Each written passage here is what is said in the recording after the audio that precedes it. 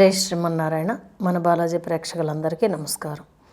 శ్రీరామదూత శిరసా నమామి. న్యూమరాలజీ మీ అందరికీ తెలుసు, నేను న్యూమరాలజీ చూస్తానని. ఆస్ట్రాలజీ, తర్వాత వాస్తు, తర్వాత ముహూర్తాలు, ప్రతిదీ కూడా నేను ఈ రకంగా చూసి చెప్తానని తెలుసు. అలాగే మీకు ఇందులో ఫస్ట్ తారీఖుల గురించి, అమావాస్యల గురించి, వీటి గురించి కూడా నేను చెప్తూ వెళ్తున్నాను. అయితే న్యూమరాలజీలో ఈ మధ్యకాలంలో అంటే ఒక రకంగా చెప్పాలంటే గత ఇంచుమించుగా 2 సంవత్సరాలుగా బాగా ఎక్కువగా వినిపించేది ఏంటి అని అంటే, న్యూమరాలజీలో కొన్ని డేట్ల వలన, డేట్లో పుట్టిన వాళ్ళు ఎలా ఉంటారని, కొన్ని డేట్లలో పుట్టిన వాళ్ళకి ఈ నష్టాలు జరుగుతాయి అని, ఇన్ని కోట్లు లాభం వస్తుందని ఇలాగా చెబుతున్నారు. దాని గురించి అడుగుతున్నారు. ఎప్పుడు చేద్దాం అనుకుంటానే నాకు ఇది అయిపోతుంది. అయితే ఇప్పుడు ఇందులో మీకు వచ్చేటప్పటికి ఏంటంటే, మీకు ఇక్కడ నుంచి 9 గ్రహాల్లో పుట్టిన వాళ్ళు, అంటే ఎవరైనా సరే, ఏ మనిషి అయినా సరే 9 డేట్లలోనే పుట్టాలి. అంటే 1 నుంచి 9 వరకు వచ్చే డేట్లలోనే పుట్టాలి. అలాగే 12 రాసుల్లోనే పుట్టాలి. అలాగే మీకు 27 నక్షత్రాల్లోనే పుట్టాలి ఎవరైనా సరే. అలాగే 7 రోజుల్లోనే పుట్టాలి కదా. మన లెక్కల్లో ఇందులో మనం ఎలాగ ఏ డేట్లో పుట్టిన వాళ్ళకి ఏ రకంగా ఏ నెలలు కలిసి వస్తాయి ఏంటి అన్నది మీకు నేను చెప్పుకుంటూ వెళ్తాను. సరే, మీకు వచ్చేటప్పటికి రేపు ఫిబ్రవరి 1, 2 తారీఖుల్లో నేను హైదరాబాద్లో ఉంటాను. మీకు ఎవరికైనా కావాలి అని అనుకుంటే కనుక డైరెక్ట్ అపాయింట్మెంట్స్ తీసుకోండి.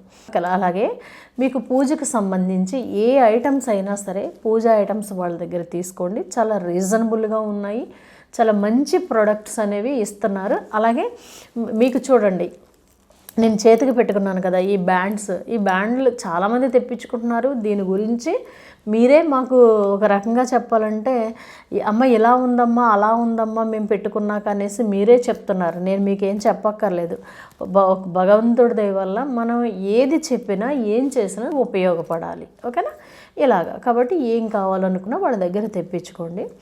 అయితే ఏంటి అని అంటే, ఇప్పుడు 1వ తారీఖున పుట్టారు అని అనుకోండి. 1వ తారీఖున పుట్టిన వాళ్ళ జీవితం ఎలా ఉంటుంది, తర్వాత వాళ్ళు వచ్చేటప్పటికి ఎలాంటి లక్షణాలు ఉంటాయి అనేసి చెప్తున్నారు.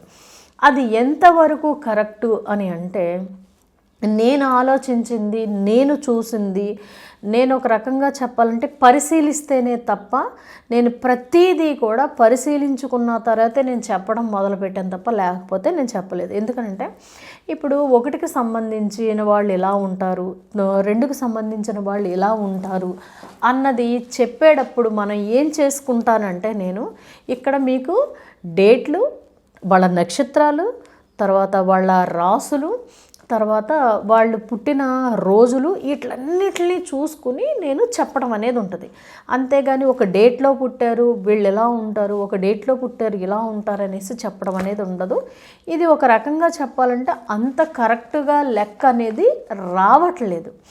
కానీ మీకు ఇందులో కొన్ని ఉంటాయండి. భగవంతుణ్ణి పట్టుకుంటే కొన్ని దోషాలు పోతాయి, కొన్ని అదృష్టాలు వస్తాయి. ఇంకొకటి గ్రహించాల్సింది ఏంటంటే, ఏ డేట్లో పుట్టిన వాళ్ళైనా సరే, ఏ నక్షత్రంలో ఏ రాశిలో పుట్టిన వాళ్ళకైనా సరే, ఎంత మంచి నక్షత్రం, చాలామంది ఏమంటారంటే చాలా మంచి నక్షత్రంలో పుట్టాడమ్మా, చాలా మంచి డేట్లో పుట్టాడమ్మా అనేసి అంటారు. ఎంత ఇదైనా సరే, ఎందుకని అంటే ఎంత మంచి నక్షత్రం అయినా కొంతమందికి అది చెడు నక్షత్రం అవుతుంది, ఎంత మంచి డేట్ అయినా అది కొంతమందికి చెడు డేట్ అవుతుంది. ఇలా ఉంటాయి అన్నమాట. ఇది పరిశీలించడం అనేది మానేశారు. అలాగే మీకు చూడండి, విషమైనా కొన్నిట్లకి పనిచేస్తుంది కదా. హెల్త్ విషయంలో మీకు తెలుసున్నదే కదా. కొన్ని విరుగుడికి విషాన్నే ఎక్కిస్తారు కదా. ఇదంతా మనకు తెలిసిన విషయం. అలాగే వీటిలో కూడా ఉంటుంది. ఇదంతా మీకు ఎందుకు చెబుతున్నాను అని అంటే, చాలామంది ఈజీగా చెప్పేస్తున్నారు. ఇది చాలా చాలా చాలా పెద్ద సబ్జెక్టు.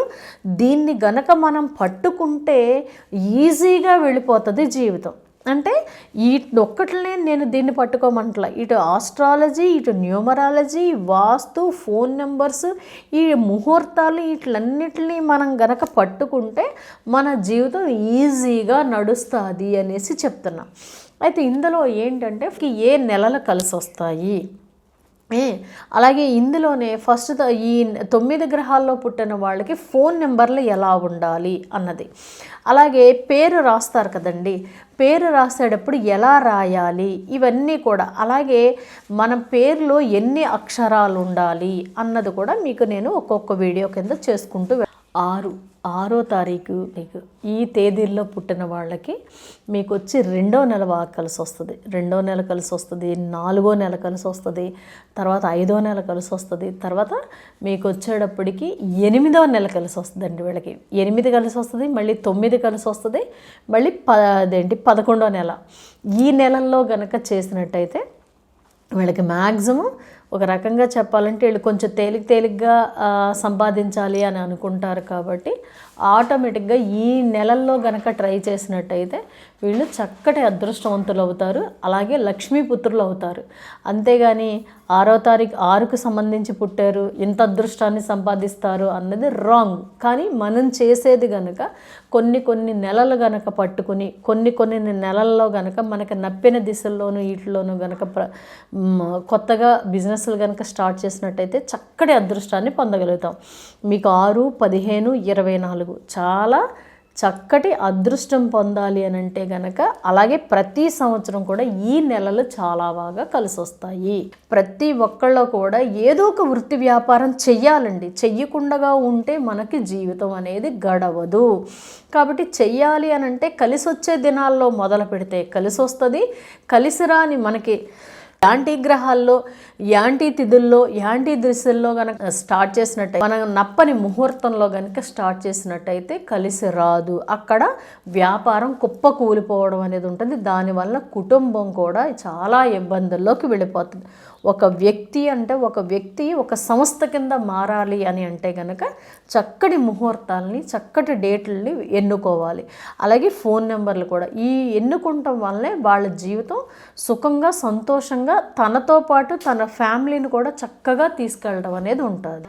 అయితే ఇంతవరకు ఓకే, సరే ఇవన్నీ చెబుతున్నారు కదమ్మా, మరి ఇవన్నీ చేస్తే సరిపోతాయి అంటే దీనికే అదృష్టం అనేది తోడవ్వాలి. అదృష్టం ఎలా తోడవుతుంది అని అంటే చూడండి, మనం ఫస్ట్ తారీఖులు 12 నెలలకి 12 ఫస్ట్ తారీఖులు చేసుకుంటున్నాం. ఇప్పుడు ఈ నెల మనకి కలిసి రాదు, ఫస్ట్ తారీఖు చేస్తున్నాం, భగవంతుడు ఆరాధన చేసుకుంటున్నాం. అప్పుడు భగవంతుడు ఏం చేస్తాడు, ఓహో వీడికి ఇంత నష్టాన్ని ఇవ్వాలి కాదు, కాబట్టి వీడు నన్ను ఆరాధించాడు, అమ్మని ఆరాధించాడు, కాబట్టి వీడికి ఇంత నష్టంతో తీసేద్దాం అనేసి భగవంతుడు ఇక్కడ మనకి అదృష్టాన్ని ప్రసాదిస్తాడు. అలాగే మనకి ఈ రకంగా మనం చేసుకుంటూ మనకి కలిసి వచ్చిన దాంట్లోంచి కొద్దో గొప్ప ఎవరికొకరికి సాయం చేయాలి. అంటే భగవంతుడు ఆరాధన చేసుకుంటూ గోసేవ లేని వాళ్ళకి, తర్వాత ఎవరికొకళ్ళకి, పక్షులకి, వాళ్ళకి మనం గృహస్థుల కింద ఉన్నాం కాబట్టి గురువుల్ని ఆరాధించాలి. అంటే గురువులకి ఎంతో కొంత పీఠాలకి వాటికి ఎంతో కొంత ఇవ్వడం, తర్వాత గో సంరక్షణలకి ఇవ్వడం, తర్వాత ఎవరైనా లేని వాళ్ళకి ఎంతో కొంత సాయం చేయడం, ఇలాగ అన్నదానానికి కట్టడం, ఇలా చేయడం వల్ల మనకేమవుతుంది అంటే మనం చేసే వృత్తి వ్యాపారాల్లో ఏమాత్రం లోటుపాట్లు ఉన్నా, ఏమాత్రం ఎక్కడైనా ఇబ్బందులు ఉన్నా వాటిని భగవంతుడు తప్పించి బ్యాలెన్స్ చేసి, వీడి మనసు ఇలా ఉంది కదా, వీడికి నేను ఇవ్వాలి, ఇస్తేనే కదా వీడందరికీ పెడుతున్నాడు అనేసి భగవంతుడు మనకి ఇవ్వడం అనేది స్టార్ట్ చేస్తాడు. ఇది ప్రతి ఒక్కళ్ళు తెలుసుకుంటారని. ఎందుకనంటే ఈ మధ్యకాలంలో చాలామంది చెప్తున్నారు ఈ నెంబర్లు ఎలాగా అనేసి. అంటే కొంతమంది మోసపోతున్నారు కాబట్టి నేను చెప్పుకుంటూ వస్తున్నాను.